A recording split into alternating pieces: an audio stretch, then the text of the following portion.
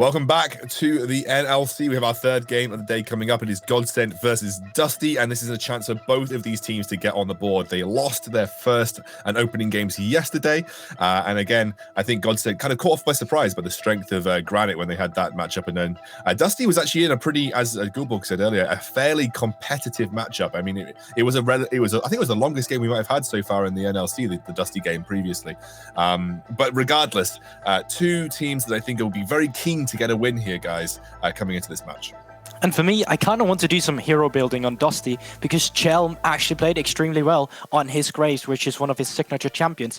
I just feel like it was the lanes that was constantly shopped in that didn't give him anything to work with. And honestly, Flagship looked extremely lackluster. He lost the Jace versus Na matchup, which you are really not allowed to, let's be frank. So I'm hoping that the laners are going to look better. Luckily, they are against Godsent, who just lost laning phase yesterday. They never got to play the game. So we're looking at two teams where they were pushed in from the get-go in the laning phase. And that means, well, we can both improve on our issues now because you're bad at that and I'm bad at that. So now I just need to be better than you at it.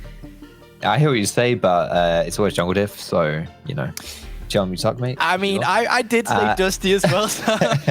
But no, I really want to bring on the point that you mentioned about Flaxus in the top lane, because I feel like, yeah, you gave him the counter pick, and it was a pretty nasty counter pick, and you still fell flat. That's no bueno. So I would be interested to see whether they maybe decide to give a counter pick to Saucy instead, potentially, and just put him on like tank duty or something like that in the top lane. Put him on something where it doesn't necessarily matter how his 1v1 matchup goes. So two things. We got Talia. What does that mean? That means that the draft from Dusty needs to be built around that champion so she can influence the lane. I also like the champions coming out from Godsent here. We see Emtens back on his Kai'Sa. We saw some of that in the NLC fall as well. And Indecision coming out with the Grace again, not stealing it away because the Talia has already been picked up, but a strong jungle champion nonetheless. But speaking of strong, holy moly! Wow. Okay, so it's really interesting how Gulborg has this idea around Talia where she needs the setup to shine. I am like on the other side of this map, where I believe Talia is built specifically for split push champions. I call her the AP Nocturne. She can join a fight on the split push from super far away and help champions like Camille, who you technically think, oh, look at her, she's alone, she's overextended all there because Talia's in the mid lane, but with one ultimate, she can reach instantly. So I find her to be such a complementary split push champion that I'm just really expecting to see a lot of action in general in the top lane, because the AD with the AP ratio is really hard to itemize against, and getting the Mordekaiser is a really clever pick because you can turn that 2v1 into instantly a 1v1 again. I agree with what you're saying, but because I don't think like one thing necessarily discourages the other thing. I think like it does both things, right? You get them ahead in the early game, then you got a 1-3-1 composition you can get ahead, and then you can shadow it. So I completely agree with what you said there as well, and that's why I also like the Silk locking in this Mordekaiser off the zombie. That's something we know he used to like in the past, where it's like, oh, leave me alone with someone, and I'll just beat them up with this Mordekaiser instead. And you can do that with this Camille, and she can't really get the help that she wants, although he will be outscaled later. Yeah, and one of the greatest things about split push threats, I love the comparison of an AP Nocturne. You don't even necessarily need to make the play. The threat of you making the play dissuades the enemy team from bringing down the hammer. So, yeah, I think that's a really cool matchup with the Camille as well. Plus, you've got mixed damage profiles there, which is always nice. Now, you guys are talking in the previous game as well about how Aphelios works really well into Kai'Sa, because Kai'Sa, you know, it's a good lane matchup, and Kai'Sa, who has a tendency to want to go forward, and Aphelios has just amazing control around him. Aphelios is open, you know, so Godsent has decided to ban that misfortune instead, and maybe we will see our first Aphelios of NLC today.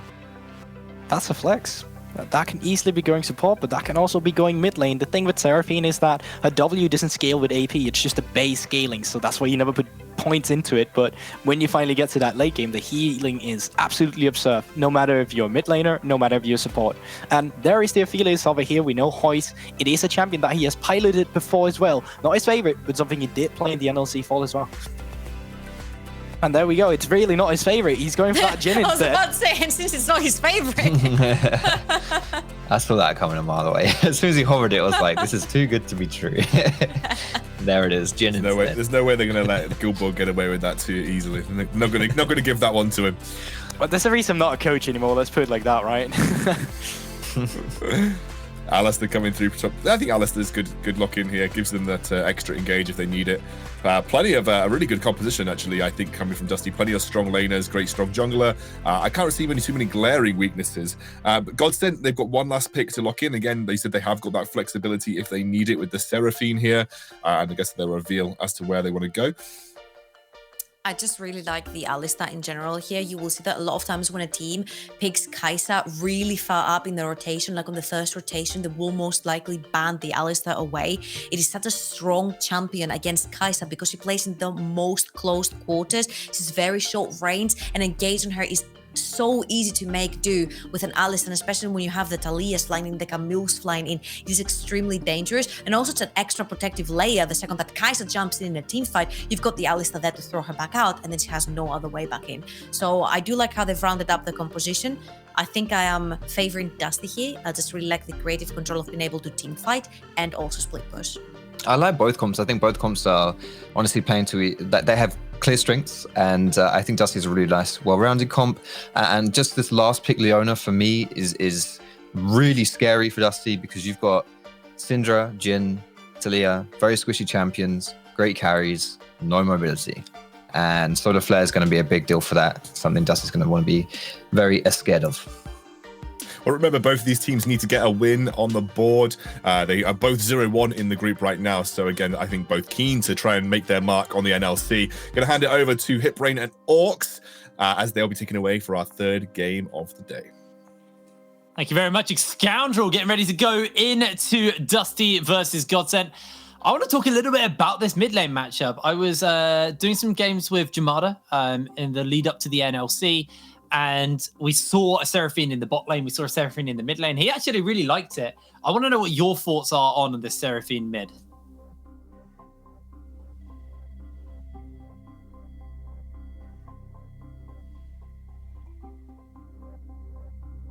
Orcs is muted for you guys, but he said he's a big fan.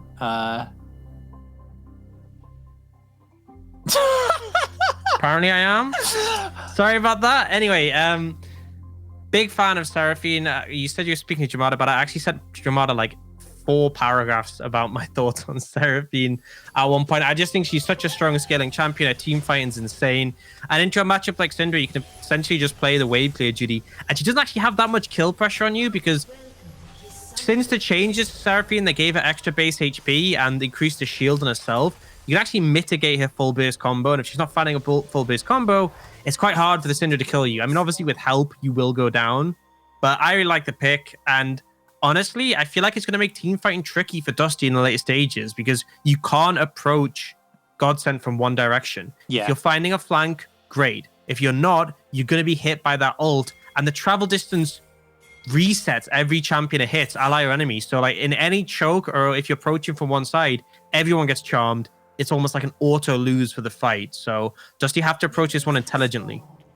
It is really obnoxious fighting into a Seraphine in a chokehold. Yeah, it's one of the worst champions I can think of in that sense. Have to see how they pilot that as Wood does go down, gets cleared out. Hoyes is not the one to actually get it. But they will get some. They will start on the same side of the map actually. Got so the zombie Incision ward and down Jump. though. That's a winning play.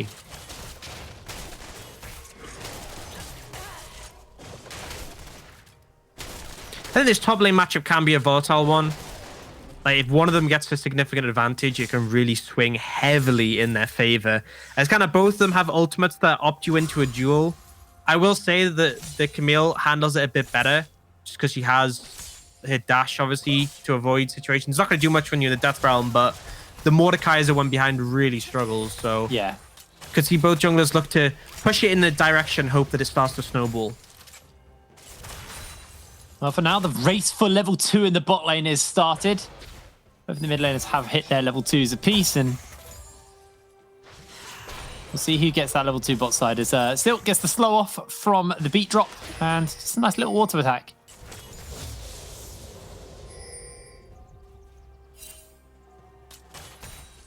One of the issues with Alistar, obviously really strong champion at the moment, but level 1, hard pressed to get.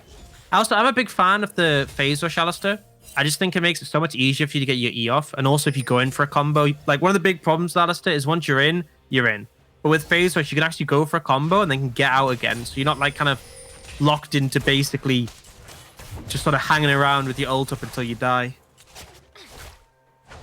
Does mean you're a bit squishy in those early skirmishes though without the phase rush. But even, I mean, without the aftershock, even without it, you're still not like an easy target to take down. And look at that. You get the empowered Q, so you get the 2 Qs off, and the wave just melts. And once some items actually start to come through, it gets really hard to deal with Seraphine's wave clear. Curious to see if we see the Moonstone or we see a Ludens. We saw a Ludens on the UKLC when we saw a Seraphine mid. I think Moonstone would make sense here. You got AP from the Kaiser and the Mordekaiser. You have like a lot of sustained DPS in your composition. Like, you're not lacking for damage. It's not like you're going to be in a team fight like, oh, we don't have enough to follow through. So I think you very easily could go the Moonstone here. But I can understand if they didn't, if they wanted more burst. Personally, I'd go for the Moonstone. Oh, Zombie gets flashed onto as he flashes away. Tries to pull Chelman, gets the shield off as first blood will get picked up. Launched across the unraveled earth. And now Indecision seeing if he can maybe find something in response. But Pedersen not really going to be able to get caught out as the wave is just so heavily shoved in. And I think Pedersen's probably quite excited to be able to play the game for once after today. This is just a rough spot to be in for Zombie. The wave is pushed. You want to crush the wave, and it just exposes you to this gank. And Flaxus does a beautiful job of following the flash, and Chilm holds a seismic shove till the last moment. But flash down for the Mordekaiser. Wave's still in a bad spot, but the stun doesn't connect, so he should be okay here. Well, he did get slowed actually by the tactical sweep. If one seismic shove comes through, this could just be a dead Zombie. Tries to pull back in, dodging on everything, but Zombie just about gets out before Chelm shuts him down. That's 2 topside. Meanwhile, here in the mid, the Ignite is onto Quicktimer. Pedersen's taking a lot of damage as MTest is trying to get the finish off. A stun does connect, and MTest can't find a single kill. He's flashless, he's healless, he has nowhere to go as he supercharges towards Hoyes, trying to find the last of the damage, but the W goes wide, and he's locked down as Pedersen slides in and knocks him up. 4-shot for Hoyes will secure the kill, and Silk is too slow to the play. Dusty find 2 bot side. Beautiful 2v2 there from Hoyes and Pedersen. The Alistar really powerful in these combos. But when you see the replay of the top lane play, so we'll break that down first. And Zombie does everything he can. He dodges the stun, he dodges the knockback, but eventually the commit from Chilm for the flash gets him. And top lane is in an awful position right now. And then we see the replay here. Combo comes in. Hoyes actually looks like he takes a lot of damage there. But unfortunately, MTest can't finish off Pedersen. He's able to get away with the phase rush, and it's too late to go for Hoyes. And at this point, he wants the kill. He wants to trade 1-for-1. But you win actually in that bad of a position if you just backed off here. Dying here is devastating, but if you back away, Hoyes and Pedersen are low in HP. You could have pushed the wave in. You could have actually not lost too much there, but now there's 2 kills onto Hoyes, and this game is looking devastating already for Godsent. 2 kills onto the Talia as well. Really unlocked for the moment. And top lane in a really devastating spot as Flaxus gets the magic shield off. I mean, Flaxus hasn't actually reset yet, and the wave's finally actually in a good spot for Zombie. Although him hitting those 2 minions, probably not the best idea, but because the thing is, like, now the wave is going to push, and you can, you know, if the server moves down a tiny little bit, oh, there he is. Oh, they're going in. They've actually got the ulti. Zombie has nowhere to go, no R. And he's just going to lose his life. The Unravel Earth will pop, and Chelm gets his 3rd kill. This is just so rough as a Zombie. And Quicktimer getting bopped in. It's just constant action at the moment. Quicktimer dodges away with the quick reflexes on the Deadly Flourish, but wow. I like the fight in the bot lane. I think both these bot lanes can do well in the 2v2s, and I like there's a lot of fighting coming out. Obviously, currently Dusty ahead, but you can see there, even with Quicktimer going over on the tower, doesn't take too much damage with the armor and the Leona. But I mean, this top lane is just in such a bad spot. And, you know, Zombie has constantly been in positions where his wave's pushing out. And you can absolutely sit here and say, Yeah, I mean, you can absolutely sit here and say indecision has not helped him. But the wave is permanently in this position where it's pushing out. And I know he's trying to crash it here, but he's just dead again.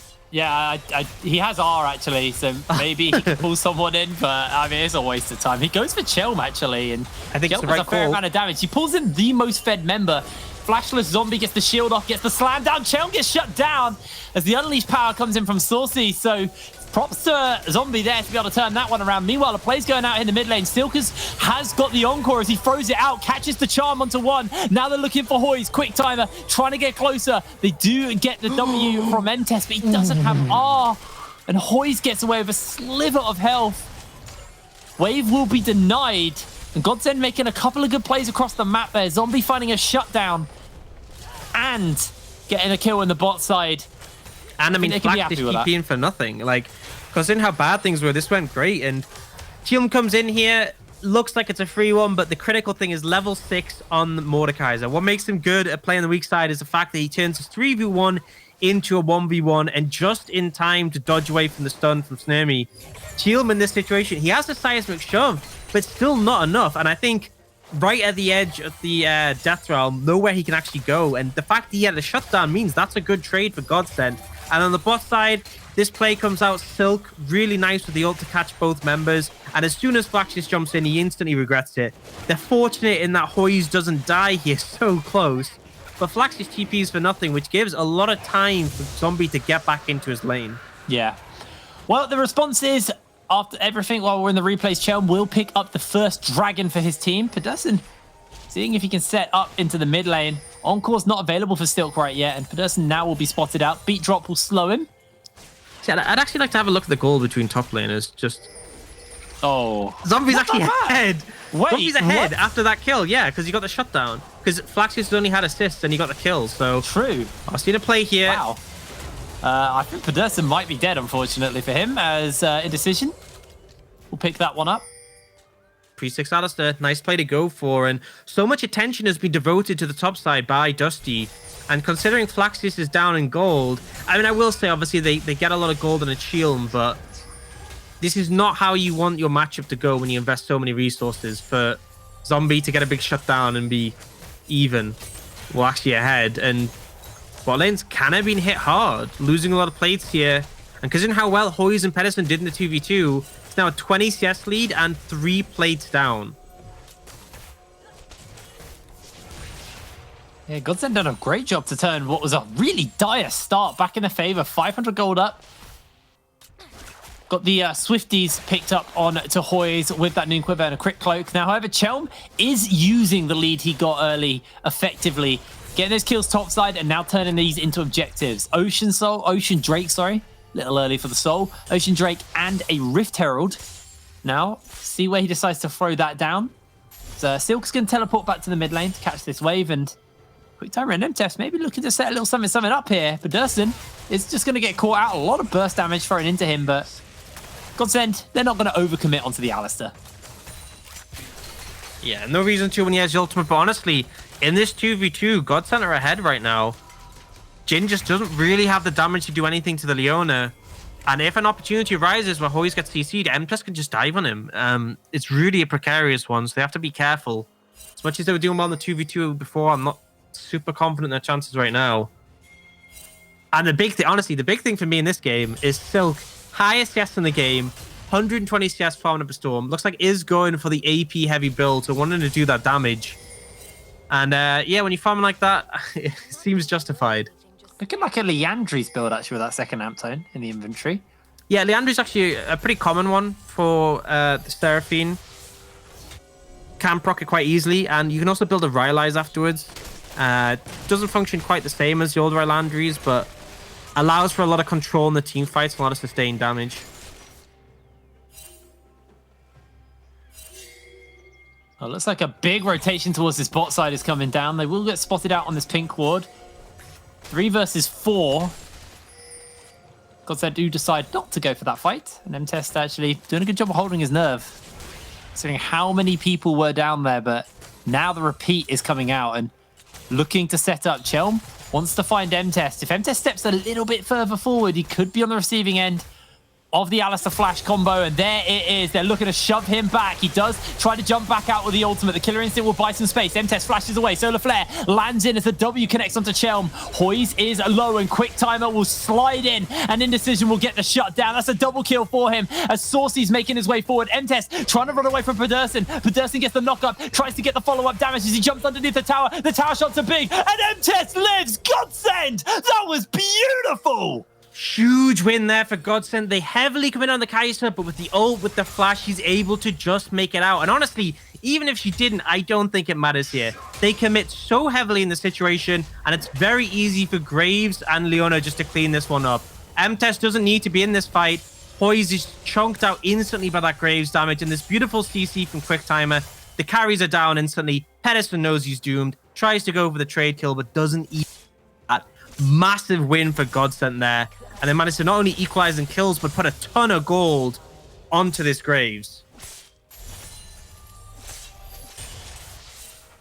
That is a very fair Graves. A Mortal Shield bow finished up. MTES has gone for the Kraken Slayer on the Kai'Sa. So this is the I want to do as much damage as possible build. Yes, rather than I want to have 86 dashes build. Yeah.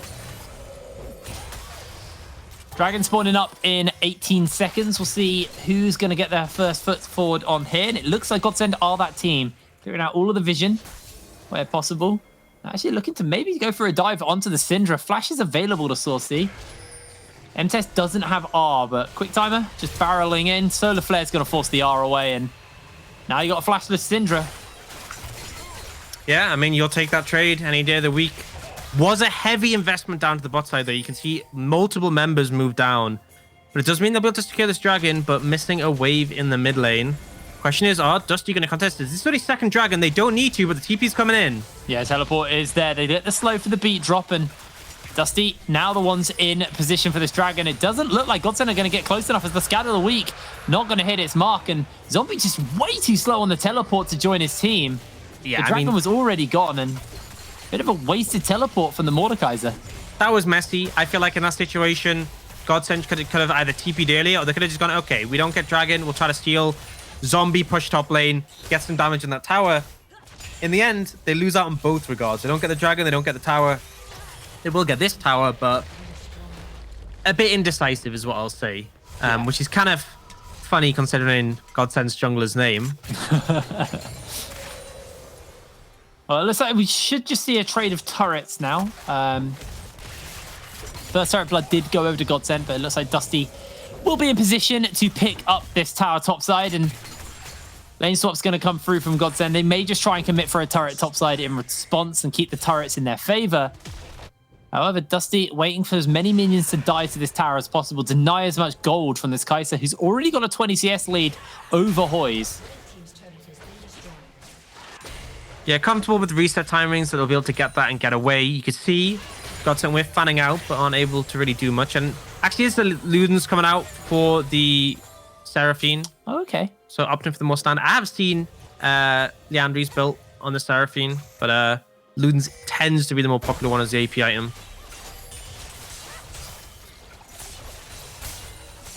Allows a lot of wave clear with that double Q, pretty much just one shot on waves. And this was the combo we saw early in the game, Chilm and Flaxus together, but hasn't really come to much fruition. And on the other side of the map, Godsent just going to take down another tower.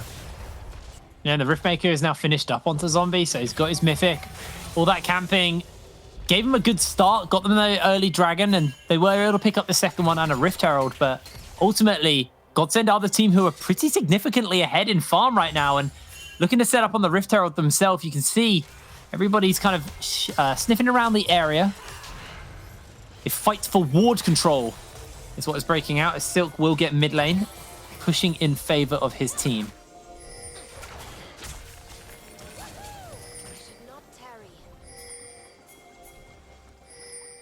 Gotta be careful in these chokes, especially as it's a mountain soul. That extra terrain makes it even harder to navigate when you're pushing into the enemy jungle. So if Dusty do start to push through, can easily see Silk getting a big ultimate. That could be devastating. But they will just force Godsent away and pick up the Herald pretty easily. No real contest there. Well, even with the good fights from Godsent, it does feel like Dusty still have a good control on the objectives, the tempo in that sense. Flaxis just holding the wave here, so looking to slow the pace down a little bit for himself. Got the Trinity Force and a Executioner's Calling to deal with some of the healing from Zombie.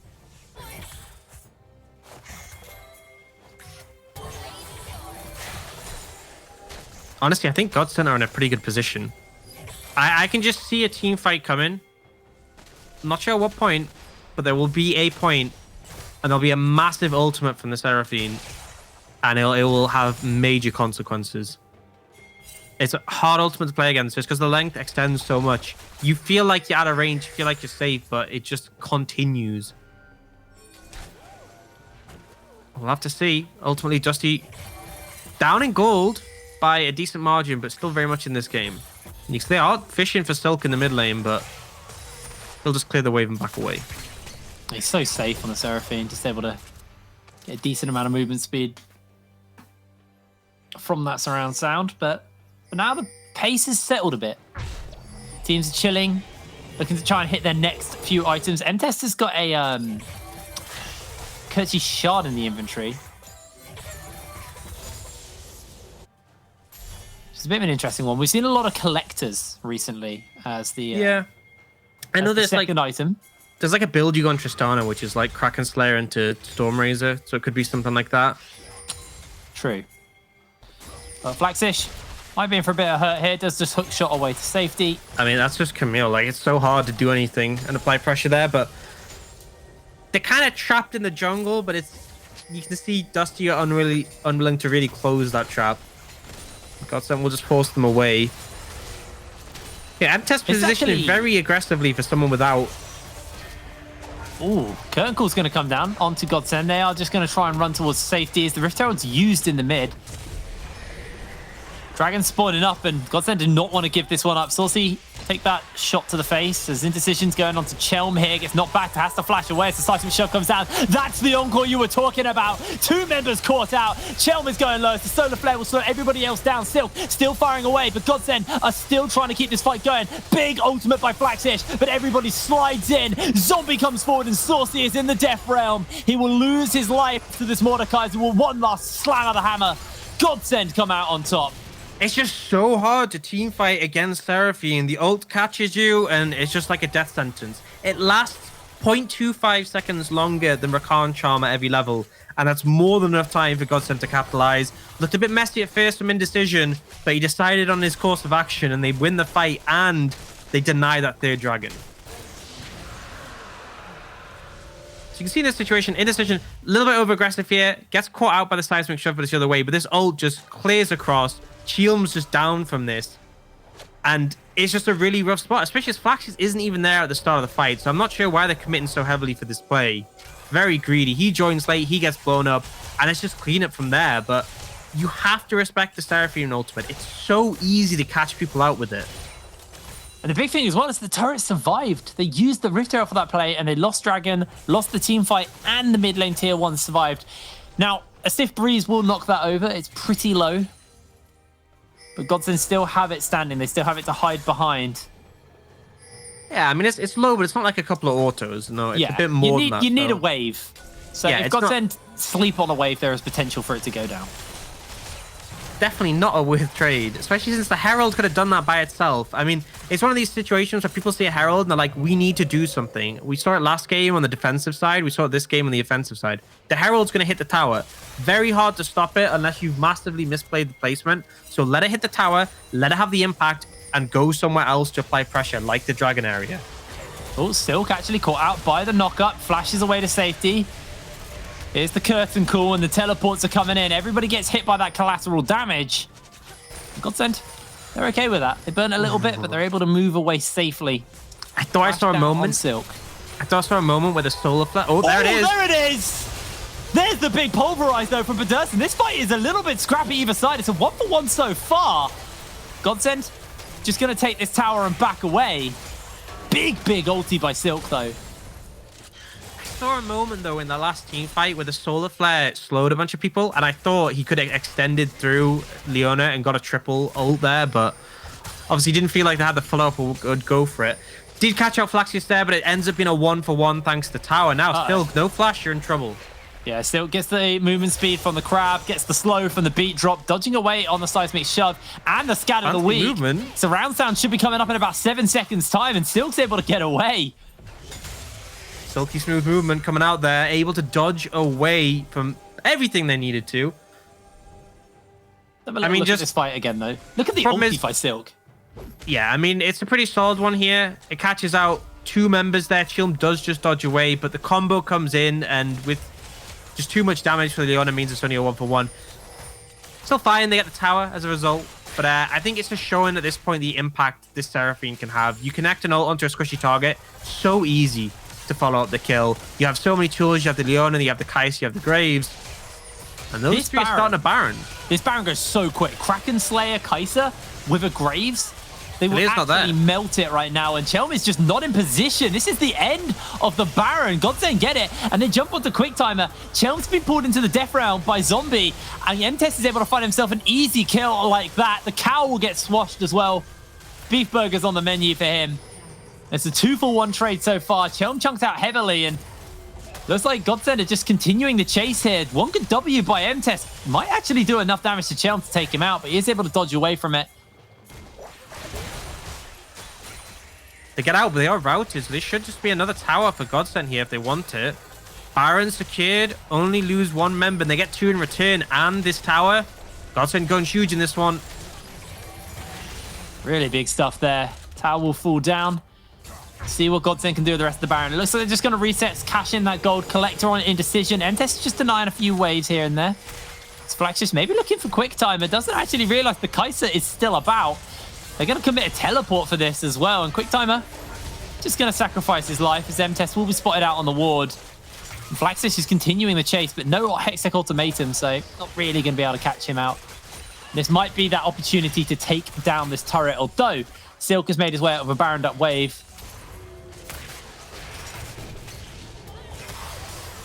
I think at this point we need to talk about how Dusty are going to find a win in this game, because they are 6,500 gold down. It's a substantial difference, and the Baron buff is on Godsent as well. I think they need to approach this from multiple angles. You walk in a straight line towards Silk, and you're just going to get destroyed. You need to be finding picks. You need to be finding angles where you're approaching from multiple sides. It's the only way.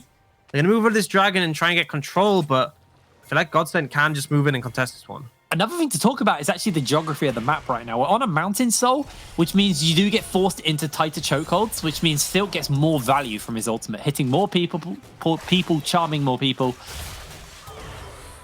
So something you do to keep in mind is everyone gets the speed up. Pedersen comes in for the knock-up. MTest is pretty chunky, but there's the charm. Silk still alive, finally shut down. MTest free-firing no way as Flaxis jumps out, and MTest will just cash in and get a kill for himself there. Godsent pretty happy with the outcome of that fight. He should be able to pick up a dragon. Chelm needs to be careful because if Quick Time lands his Zenith Blade, he is just going down. Has to flash away, and MTest will look to supercharge in. The threaded volley will force MTest away for the moment, and Chelm not going to be able to steal this one if the Zenith Blade does go wide once again. MTest actually going to have to stopwatch as they flash in onto him. He gets knocked up. He gets taken down. Playing a little bit too much there. Doesn't matter though. A double kill for Indecision, and Hoyes is just going to have to bolt as Zombie and Indecision barrel towards him, but he should be able to get away. He's got the Gale Force, so got a bit of extra movement speed passively from his Mythic. I mean, that fight honestly went okay. They managed to take out the Seraphine. And if you watch the replay, it's actually the engage comes in, but the combo from Pedersen on the side, the CC coming down onto Silk, and it's only really Saucy who goes down to that ultimate. So it would be a good fight if they weren't so far behind in gold. But the gold differential means they're just not able to win it out. Zombie's able to soak up too much damage. MTest is untouched. And at this point, this is Dusty being desperate. This is them thinking, oh, we're not willing to give up this fight. We have to try everything we can. And it really is desperation with the low HP bars, with the threat of this Leona as well. And the result is kind of expected.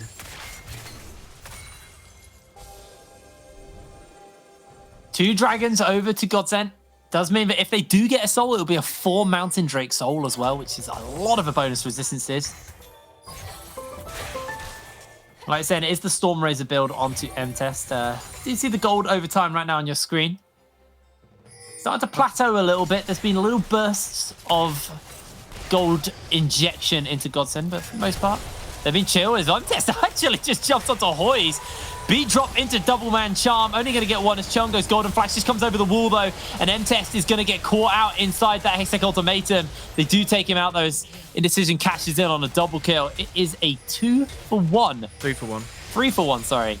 In favor of Godsent. Yeah, no, good trading again. The pick potential Seraphine coming out huge there. Godsent just going to be able to push this one up, and it's only the carries alive, so he has to be careful. Ooh, almost gets caught out by the beat drop, and now that Hino does so much damage by Silk. Just half healthing. I mean, this is a well-farmed, strong Seraphine. Very little MR on the other side. We'll take that inhibitor fairly easily. It's now an 8,000 gold lead right now for Godsent. Firmly in control of this game. Baron up in a minute. Dragon in 240, so Baron the next objective in the cards. But again, the way Dusty have to approach this objective is so difficult. Moving through the jungle, moving through these chokes. Seraphine are just devastating in these scenarios, and the gold differential is so big right now. You need a miracle from Dusty, and more importantly, you need a mistake from Godsent. If Godsent don't make a mistake, they just win this game from here. Yeah, absolutely. Now, 28 minutes on the clock, and bases are going to be coming through fairly soon. M-Test probably just thinking to catch a little bit more gold in the pocket, hence the jungle clear. And I think that should just be an Infinity Edge finished up onto this Kai'Sa.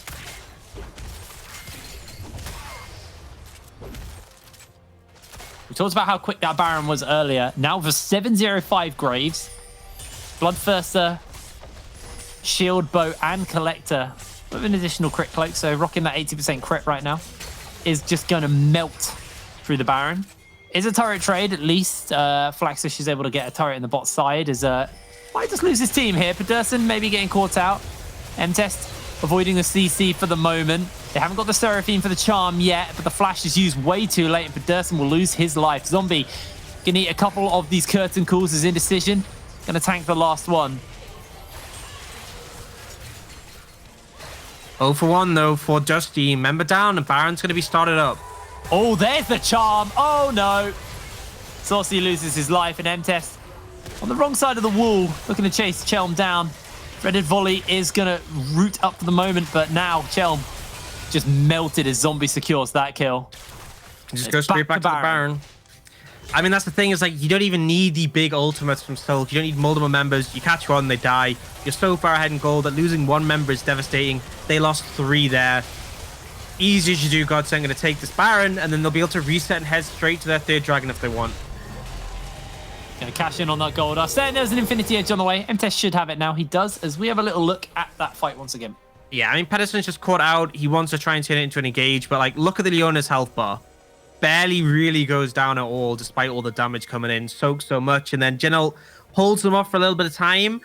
But just this Seraphine out the fog of war, so hard to avoid there. Saucy goes down, and that if you ever thought you had any hope of taking a team fight here, it's absolutely gone.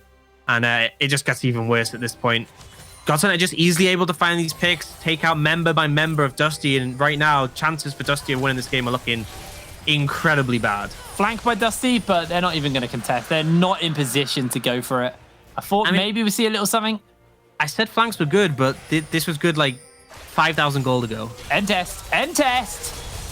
Caught in the Hextech ultimatum, goes for the flashback, trying to buy a bit of space from Flaxus. He actually lives. Indecision gets the kill, as now M-Test slides back in. It's a double kill on the Indecision, as he's going for another one here. Gonna make it a triple as Chelm taken out by M-Test. 2 members of Dusty only left standing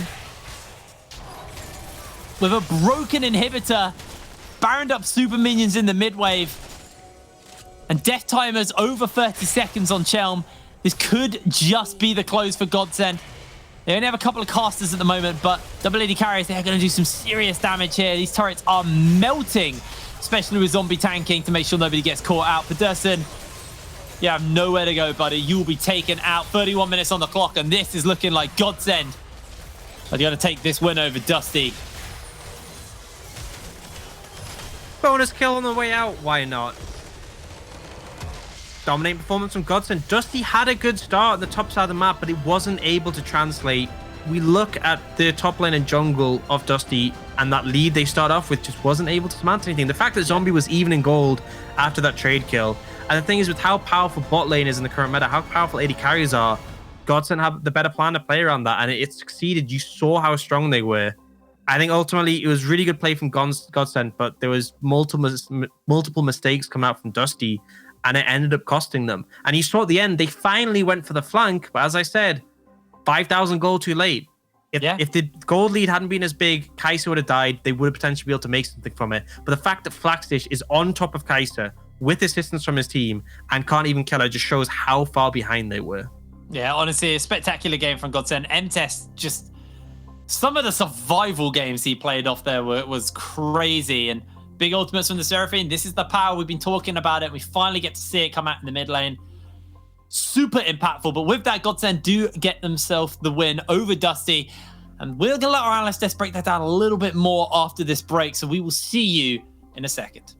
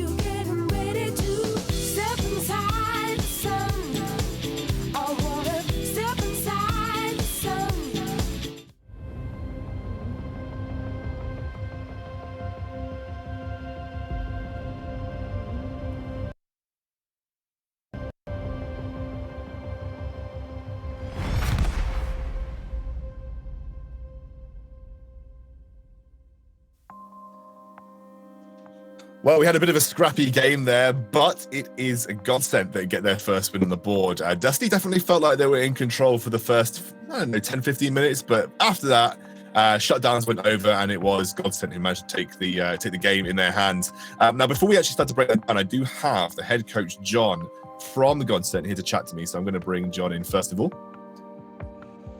Hey. Hey, mate, how are you? It's obviously been a while since I got to chat to you, so I hope you're doing well.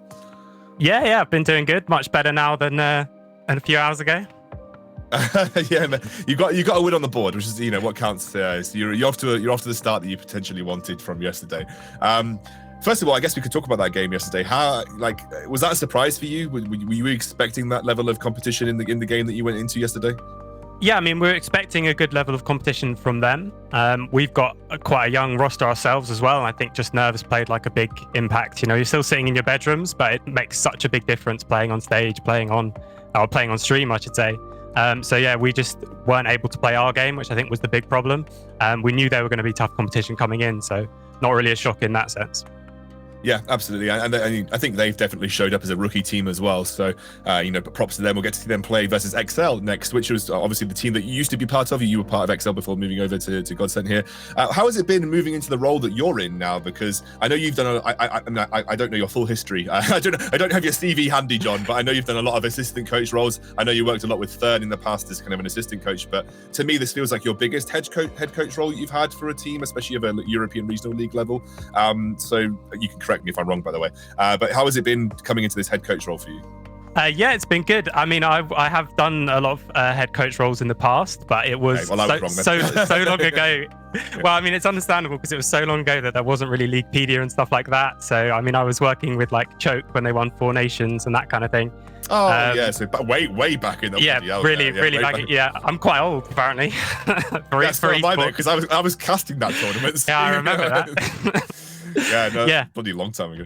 No, it's been really good coming in though.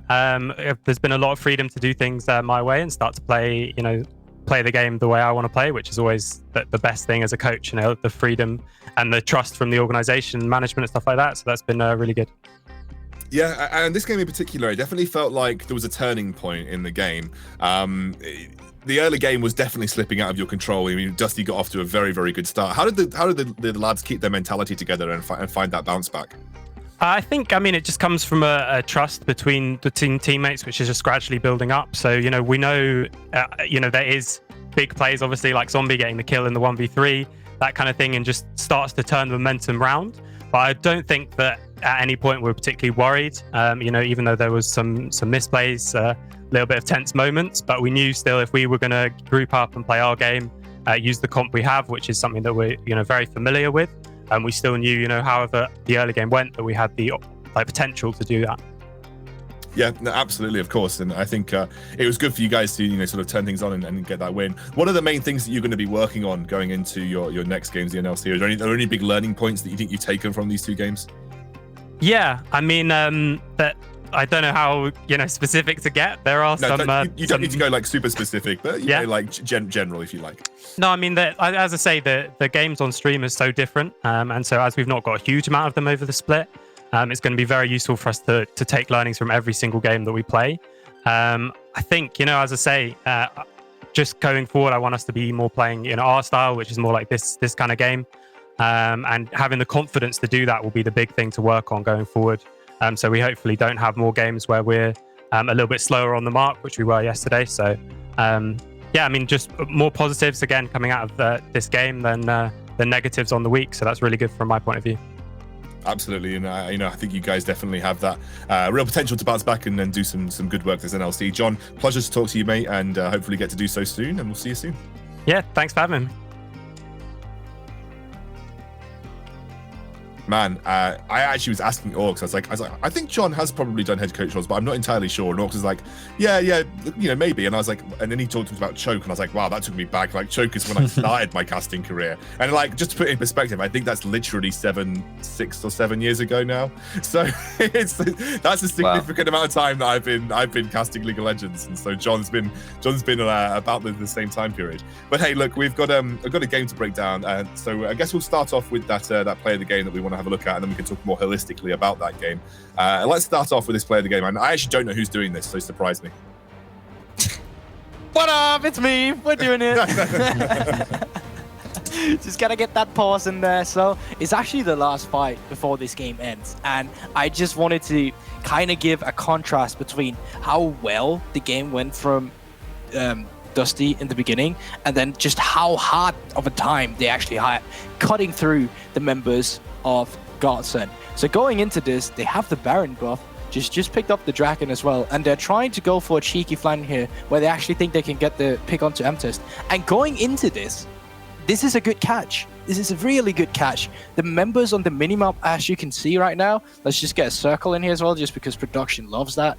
So the right here, that's a big circle, but right here you can see on the minimap the members of Godsent are so split. So initially this seems like a really good catch, but the problem is here that M-Tims is just not able to die, and you got your frontline Graves. Pay in mind that this guy is not going the Gale Force Graves build. This guy is going for the Regeneration build, or the Vampiric build, or the Negian build, whatever you want to call it, where you go for that Bloodthirst, you get that Shield Bow, and you're just absolutely unkillable. This is just to highlight that it's still good ideas coming out from Dusty in the late game, but at this point, they've lost the ball. And the ball then was deflated, fired full of nails, then thrown in the goal. Just gonna end that right there. Gonna end that right there. Trouble, save me. Honestly, my mind is blown on how they honestly turned this game around. We're just sitting at the start and we're like, yeah, it's over. You know, the Talia very fair, the ADC very fair. There's certainly no way that this game was gonna get turned around, and it did. And I felt like it was over the efforts from Godsent that it got turned around, not necessarily from mistakes from the other side. So gotta give them props. You know, we're talking about how important that was because both of these teams were sitting at the bottom of the standings, and one of these two had to pull further up, and they just did. Hey, look, like I said, but going into it, there was the chance for one of these teams to get on the board, and that was the most important thing for them. Godsent, I'm sure, will take confidence from that. It was a tough game versus Granite yesterday, so, I think for them, they would love this win, and clearly you could see John and the team were very likely happy about it. But hey, look, we've got one more game tonight. It is going to be that team. I just mentioned Granite taking on XL. So, Granite, they came in with an absolute fiery bang in the NLC, but they're probably going up against one of the strongest rosters that we have. So it's going to be a real challenge for them to see where they are truly going to lie in terms of the power levels here in our competition league. Go break.